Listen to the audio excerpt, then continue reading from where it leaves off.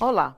Desde a Constituição Cidadã de 1988, não se identificava um número tão grande de proposições tramitando no Congresso Nacional com tão claro significado de retrocesso e ameaça a direitos e à democracia. O DIAP, Departamento Intersindical de Assessoria Parlamentar, levantou as principais matérias em tramitação e listou simplesmente R$ 55 ameaças, podendo ser até maior o número delas. Da ampliação da terceirização ao impedimento do empregado demitido de reclamar na Justiça, as propostas parecem ter um fim específico: precarizar o trabalho, os salários, os direitos trabalhistas e ainda estabelecer um enorme desequilíbrio na correlação de forças entre patrões e empregados. Direitos ameaçados é o tema do Bom para Todos, que começa agora. A reforma da Previdência, ela aparece como aquela que pode afetar mais profundamente a vida do trabalhador. Como garantir e defender os direitos dos trabalhadores. O primeiro teste que eles querem promover é a reforma da Previdência, com retirada de direitos, com retirada de garantias e com expectativa de direitos. Eu acho que esse vai ser o primeiro teste que, se houver uma mudança no governo do Brasil, eles vão querer promover. Humilhação, assédio moral, não pagamento de insalubridade, transporte ou adicional noturno. Descontos no salário mesmo com ausência justificada. Este foi o cotidiano de trabalhadores do metrô de São Paulo, contratados por uma empresa terceirizada que da noite para o dia desapareceu, deixando milhares de pessoas sem nenhum direito trabalhista. Natália era auxiliar de limpeza da empresa Igilimp, que prestava serviço para o metrô de São Paulo. E como terceirizada, as condições de trabalho eram precárias. Sofria muita humilhação, assédio moral, a coordenadora gritava com a gente, pagamento não vinha direito, o que mais? Salário nosso era pouquíssimo, às vezes eu pagava a condição do meu bolso mesmo, eles não colocavam. Recebia bem pouco, não recebia aquele salubridade, não recebia o adicional noturno também, que eles não pagavam. A minha menina tem epilepsia, ela ficou internada há 8 dias e aí eles descontaram o atestado médico dela, porque eu sou a mãe dela, sou acompanhante, mas mesmo assim descontaram. A empresa que fornecia o serviço de limpeza por terceirização, no caso se chamava Igilimp, ela simplesmente desapareceu, escafedeu, sumiu. Ela não abriu o processo de falência. Segundo o diretor do Sindicato dos Metroviários, o distrato aos terceirizados era tanto que uma funcionária morreu durante o trabalho com medo de ir ao médico e ter o dia descontado. Chegou o caso de uma companheira Regina na estação Santa Cruz, porque ela já vinha doente há algum tempo. Ela, ao ir no médico, ela perdia, e ela trouxesse o atestado médico, ela perdia uma cesta básica, porque a empresa cortava uma cesta básica que tinha direito. Ela, para trabalhar doente e não perder essa cesta básica, ela foi encontrada morta na estação Santa Cruz, de madrugada. A empresa Igilimp deixou cerca de 3.800 funcionários sem nenhum direito trabalhista. Para a Natália, a situação é ainda pior, porque ela está grávida e foi demitida antes da empresa desaparecer. Muita decepção, isso sim. E aí eu quero receber meus direitos, é só isso que eu quero, justiça, só isso. E o pessoal do metrô aí, é eles que estão dando força pra gente aí, é o pessoal, eles que estão arrecadando dinheiro. O pessoal do sindicato arrecadou cesta para entregar para o pessoal que está sem receber.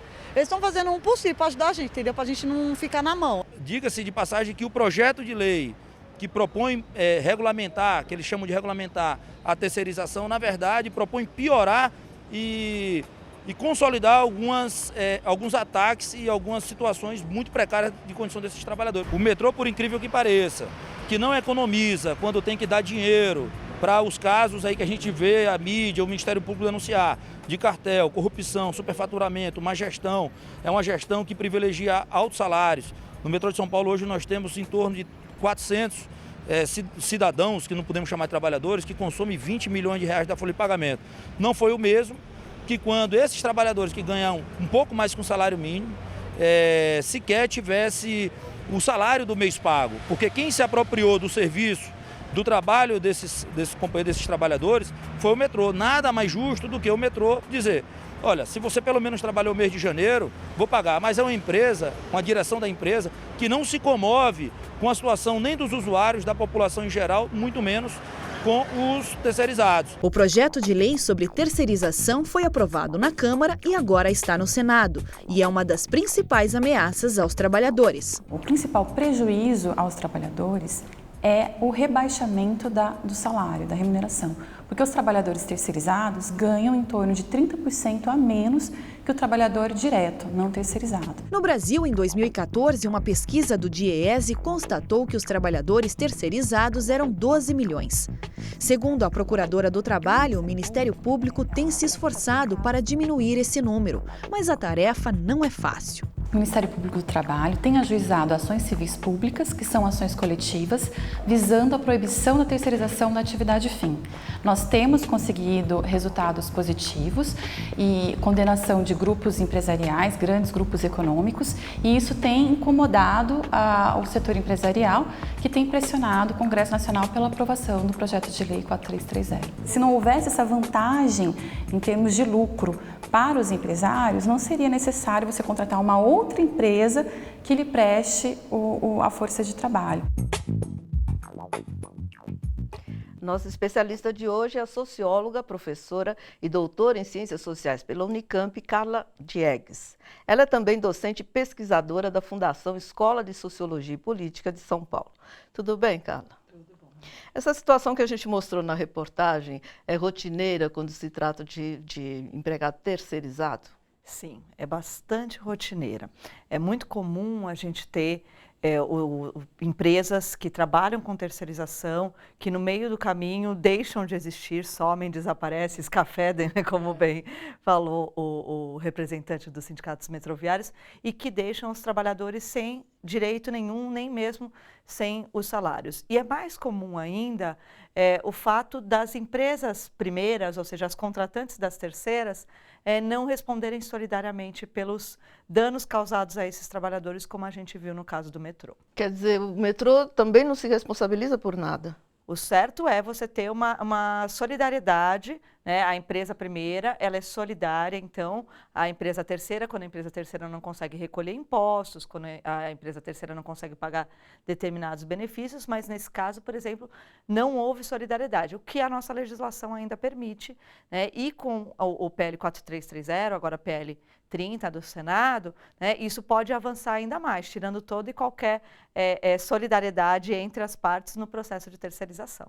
Agora, você falou na CLT, você acha que ela está ultrapassada ou os trabalhadores brasileiros ainda nem chegaram a conquistar tudo que está escrito lá? Olha, primeiro a gente tem que lembrar que os trabalhadores brasileiros, a quantidade, né, de trabalhadores brasileiros que usufruem dos benefícios da CLT é muito pequena.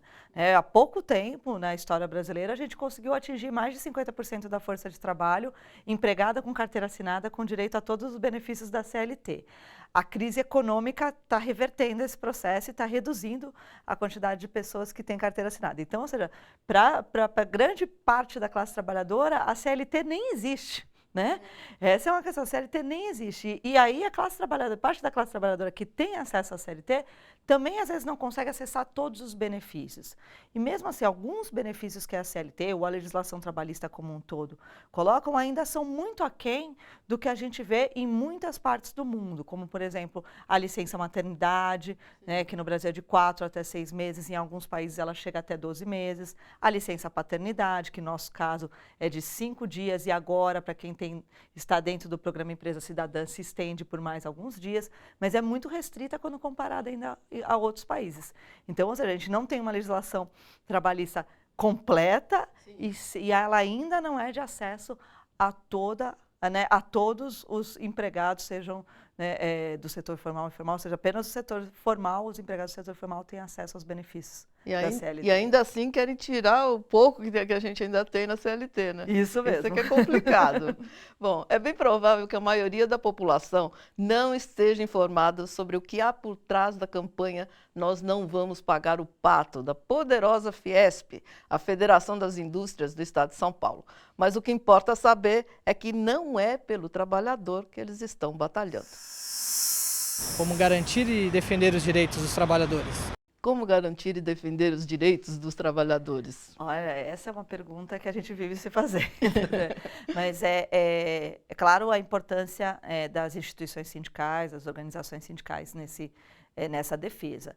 Então, por mais que a política tenha mudado nos últimos tempos, com uma horizontalidade, né, a redução do papel dessas organizações mais hierárquicas, como sindicatos, partidos e daí por diante, os sindicatos, né, de categoria ainda são as principais instituições na defesa dos direitos, porque eles conseguem organizar as pautas e são agentes reconhecidos, né, pelo poder, né, político, pelo legislativo, pelo executivo, pelo judiciário, como representantes da classe trabalhadora. E tem outro lado também da história, que no pacote das maldades está a negociação direta, né, entre patrões e empregados, cortando a participação do sindicato. Isso mesmo, né? A prevalência do negociado sobre o legislado e principalmente, ou seja, a das prerrogativas das convenções coletivas, que também é nesse pacote de maldades, ela coloca o papel do sindicato como importante. Mas quando você negocia, tem uma do pacote de maldades, que é o empregado e o empregador diretamente acordando, ou seja, você retira a instituição sindical do jogo, né? Você tira ela do jogo. Que beleza. Acompanhe agora alguns projetos que tramitam no Congresso Nacional e podem tirar direitos históricos do trabalhador. Ampliação da terceirização. Livre estimulação das relações trabalhistas entre trabalhador e empregador sem a participação do sindicato.